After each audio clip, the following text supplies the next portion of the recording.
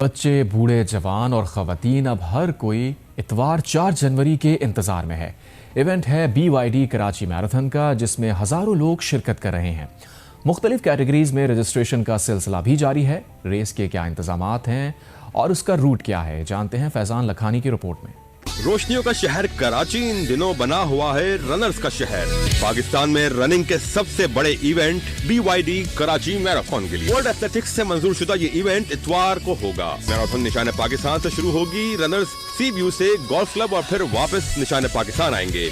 Half marathon के शुरा एक बार, जबकि 42.2 किलोमीटर की फुल मैराथन के शुरा 2 बार ये चक्कर लगाएंगे। इवेंट में फुल और हाफ मैराथन के अलावा 5 किलोमीटर की फन रन और 10 किलोमीटर की रिले भी होंगी। मुझे इससे ज्यादा खुशी क्या हो सकती है कि हमारे लोग जो है एक हेल्दी लाइफस्टाइल पे आ रहे हों, तो ये lifestyle change for the city. Event की तैयारियों के लिए मलीर से डिफेंस तक कराची की मुख्तलिफ सड़कों पर ग्रुप्स प्रैक्टिस करते रहे। ये लोग जब आ रहे हैं ना, वो थोड़ी प्लानिंग करके आए हैं। हम लोगों ने डिफरेंस जो देखा है ना, उनका एक प्लान था। 3 महीने पहले उनको पता था कि ये करना है, वो करना है। There is no barrier of age bracket.